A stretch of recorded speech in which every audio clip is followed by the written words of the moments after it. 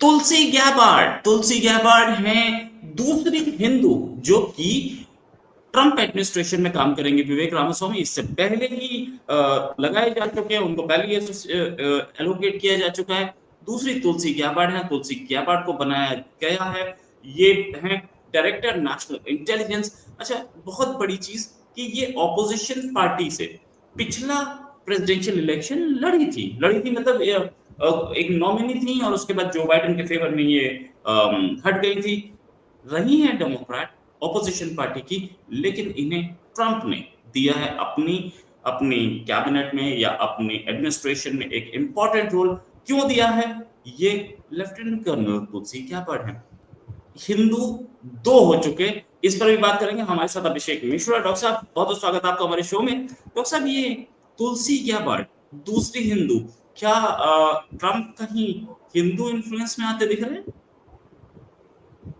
जी देखिए, ये बहुत बड़ी चीज है। देखिए, ये लोग इसको ना, इससे पहले कि हम अमेरिकन पॉलिटिक्स पे जाएं, भारत के लोगों को एक मैसेज इंडियंस नहीं दिया है कि यहाँ पर आप देखिए माइनॉरिटी और ये सब कम है, हमको पॉलिटिकल पावर दो, हमको वक्त का पावर दो, हमको यूनिवर्सिटी चलाने का पावर दो, अपनी एजुकेशन सिस्टम चलाने का पावर दो, गवर्नमेंट से सपोर्ट लो, और पैट्रियटिज्म का कोई लेना देना नहीं है। भारत की जो परंपरा है, भारत का जो कल्चर है, उसके प्रति कोई रिस्पेक्ट नहीं, कोई सम्मान नहीं। ये सिखाता है जो भारतीयों ने अमेरिका में दिखाया कि लेस देन 1% है वो, 33 करोड़ या 34-35 करोड़ वो होंगे आपका अमेरिकन। उसका 1% कितना होता है 33 करोड़ का? दादा, आप अगर 30 करोड़ भी ले लें, just for numerical simplicity, 30 crore का 1% होता है, अगर मैं गलत नहीं हूं तो वो होगा आपका 3 करोड़। हाँ नहीं, 3 करोड़ तो 10% होता है। 10% हुआ, 1% 30 लाख। 30 लाख वहां पे भारतीय हैं सिर्फ। और उन्होंने, आप देखिए, अभी तक बहुत सारे पोजीशंस को उन्होंने डिक्लेयर कर दिया है कि कौन उनका टीम में कौन कौन होगा। दो प्रोमिनेंट हिंदू, डिक्लेयर्ड हिंदू जो हैं, उनको उन्होंने जगह दी है, जिसमें तुलसी गबार्ड जी हैं और विवेक रामास्वामी जी हैं। देखिए, ये हिंदू होने का बात नहीं है, बात है कि आप हिंदू हो मगर आप अमेरिकन जो परंपरा है, जो उनकी क्रिश्चियन ट्रेडिशन है, जो उनके वैल्यूज हैं, उसके अगेंस्ट में तो नहीं जा रहे हो। वो हिंदू होकर के उसमें एसिमिलेट कर रहे हैं। वो ये तो नहीं कर रहे हम हिंदू है तो एक दिन हमारे हाथ में आएगा तो ये क्रिश्चियनों को हम कन्वर्ट करके हिंदू बना देंगे। जेडी वांस की पत्नी जो है उषा जी ने, उन्होंने अपनी जो एक तेलुगु ब्राह्मण है, वो उन्होंने नहीं कहा कि तुम कन्वर्ट हो जाओ हिंदुइज्म में और चलो ये तुम्हारा वाला भगवान खराब है और मेरा वाला भगवान अच्छा, ऐसा नहीं किया उन्होंने उनके कल्चर को, यही जो हिंदुत्व की फिलॉसफी के कल्चर को आत्मसात करता है। तो वही हम भी कहते हैं कि आप हमारे यहाँ आइए तो हमारे कल्चर को आत्मसात कीजिए। आप रिलीजन के नाम पे लगते हो कल्चर चेंज करने, भाषा चेंज करने, यहाँ के पर्व त्योहारों को गाली दिलाने, यहाँ के ईस्ट को गाली दिलवाने लगते हो। ये कौन सी वो है? ये काम किया क्या विवेक रामास्वामी ने? क्या वो क्रिश्चियनिटी को गाली दे करके अमेरिका में सक्सेसफुल हो सकते हैं? या क्या ये हिंदुओं को सोचना चाहिए कि वो अगर जर्मनी जा रहे हैं, वो अगर जेरूसलम जा रहे हैं, या वो अगर यूके में जा रहे हैं तो वहां से क्रिश्चियनिटी को हटा करके और हिंदुइज्म लगा दे? नहीं भाई, क्यों लगा दे? वो उनका घर है, वो अपने हिसाब से रहना चाहते हैं, वो उनके देवी देवता है, वो सही है गलत है ये वो जाने। वेस्ट की डेमोक्रेसी बहुत बुरी है, फ्रीडम बहुत बुरा है। अरे भाई, होगा बुरा उनके लिए होगा, वो आप मत जाओ वहां पे, आपको नहीं अच्छा लगता तो। आप जब वहां जा रहे हो तो हमारे यहाँ हमारे जो हमारे बड़े बूढ़े हैं वो हमें सिखा के गए, जैसा देश वैसा भेष, जहां जाओ वहां के हिसाब से रहो, अपना मत थोपो। तो उसी दृष्टिकोण से ट्रंप की कितनी बड़ी ट्रस्ट है दादा, कि उन्होंने ट्रंप खुद एक कैथोलिक है, स्टॉन्च, ठीक है ना। सो तुलसी गबार्ड जी का इलेक्शन, जो प्रो मोदी है, मोदी को बहुत पसंद करती है, तो it's a good time for India finally. और आई गेस कि जो मुझे दो सबसे अच्छे इनिशिएटिव रखे, एक तो उन्होंने शुरू किया है American board of education. India भी अगर एजुकेशन को, उन्होंने गालियां दी हैं मार्क्सिस्ट, और आपने वो ट्रम्प का वो स्पीच सुना है कि नहीं? ही सेड कि ये मार्क्सिस्ट हिस्टोरियंस और ये मार्क्सिस्ट और लिबरल्स, लेफ्ट लिबरल्स ने जो है इस देश के एजुकेशन सिस्टम को खा लिया है। और ये बात मैं मानता हूं, मैं एज ए प्रोफेसर जब बच्चों से बात करता हूं तो मुझे समझ में आता है कि उनका बेस जो है स्कूल लेवल पे ही ऐसा बिगाड़ दिया चुका है कि आप सोच नहीं सकते। राइट। अच्छा, एक चीज मैं आपको दिखाना चाहूंगा, तुलसी गैबार्ड जो स्पीच दे रही थी कुछ टाइम पहले, इन्होंने एक स्पीच दी है, वो स्पीच दिखाना चाहूंगा, इन्होंने जो हमें स्पीच दी है। This is the speech which she gave. Bhaktivedanta Swami Prabhupada ki jai. Srila Bhaktivedanta Swami Prabhupada ki jai. Now please join Prabhupada as we chant the names of Krishna together. Hare Krishna, Hare Krishna, Krishna Krishna, Hare Hare, Hare Rama, Hare Rama, Rama Rama। मतलब ये वैसे भी इन्होंने पिछली बार जो oath ली थी वो भी गीता पे ली थी। अच्छा, एक चीज ये हो सकता है इनके लिए बहुत प्रोबेबिलिटी थी कि ये ट्रम्प की वाइस प्रेसिडेंट बन सकती थी लेकिन फाइनली नाम डिसाइड नहीं किया गया इनके फेवर में, लेकिन इनको एक बहुत इंपॉर्टेंट पोस्ट दी गई है। दूसरी पार्टी की हैं, लेके आया गया है यहाँ पर, और ये बोलती भी हैं। इनके जो भाई हैं उनमें से एक का नाम नारायण है, एक का नाम जय है, बहन का नाम भक्ति है, एक भाई का नाम धवन है। सारे हिंदू, क्योंकि इनकी मदर हिंदू में कन्वर्ट हो गई थी। ये इंडियन अमेरिकन नहीं है, ये इंडियन अमेरिकन नहीं है, दोनों के दोनों, इनके फादर और मदर दोनों के दोनों हवाई से हैं, कॉकोसियन है ये। और इनकी मदर कन्वर्ट हो गई थी तो इनकी मदर ने सारे बच्चों के नाम हिंदू, ये खुद भी हिंदू है।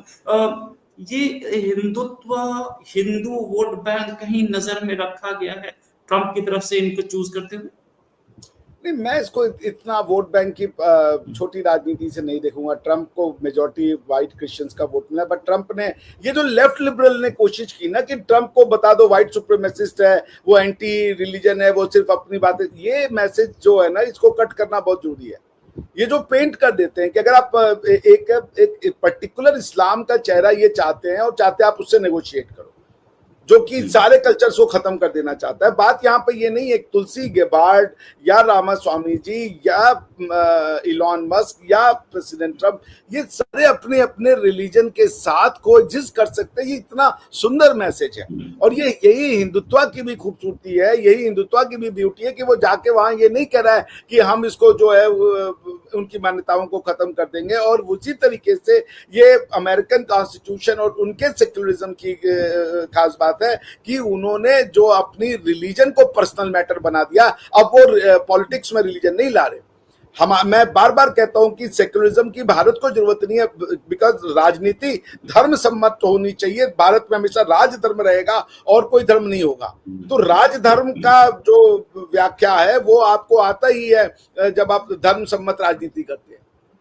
रिलीजन इंडिया में कभी था ही नहीं, कोई ऐसा लॉ नहीं बनाया है किसी भी याज्ञवल्क्य के स्मृति में, मनुस्मृति में या किसी और स्मृति में, जिसको कि आप जो है चेंज ना कर सके। इम्यूटेबल लॉज नहीं बनाए गए।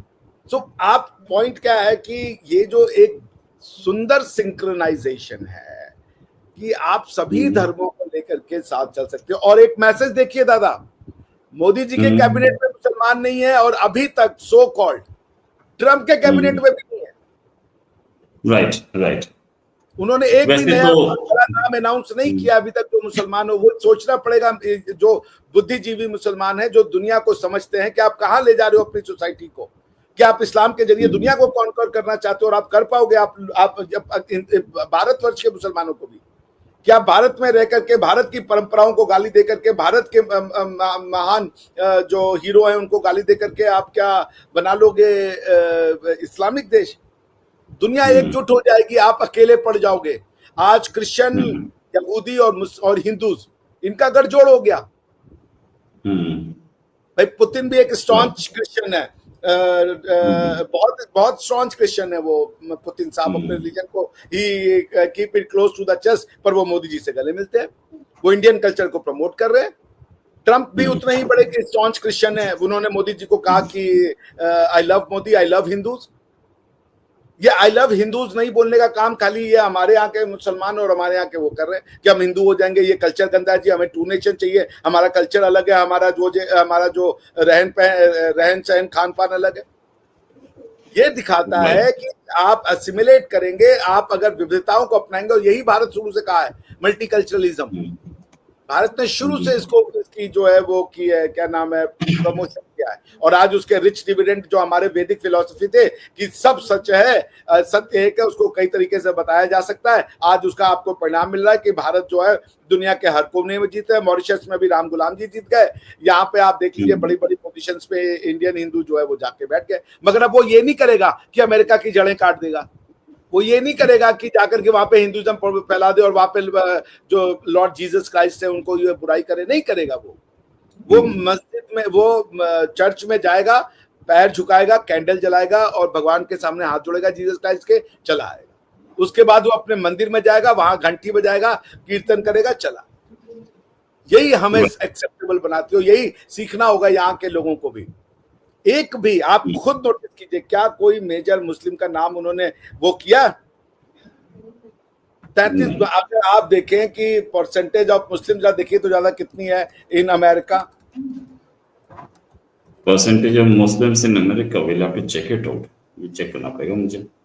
1.3% जो मेरे पास आ रही है। हिंदू के बराबर, वो हिंदू के बराबर ही है। नहीं, हिंदू की नहीं, वो इंडियंस की हम लोग बात कर रहे थे। हिंदू और इंडियन में अंतर हो गया ना भाई। राइट। तो एक चीज और अभी जो खबर आ रही है वो ये है कि काश पटेल, जिनको जो was stripped to be the CIA chief, next CIA chief, वो CIA चीफ नहीं, उन्हें FBI चीफ बनाया जा सकता है। चांसेस बहुत हाई हैं, और ये खबर मेरे सोर्सेज दे रहे हैं जिन्होंने मुझे पहले भी खबर दी थी।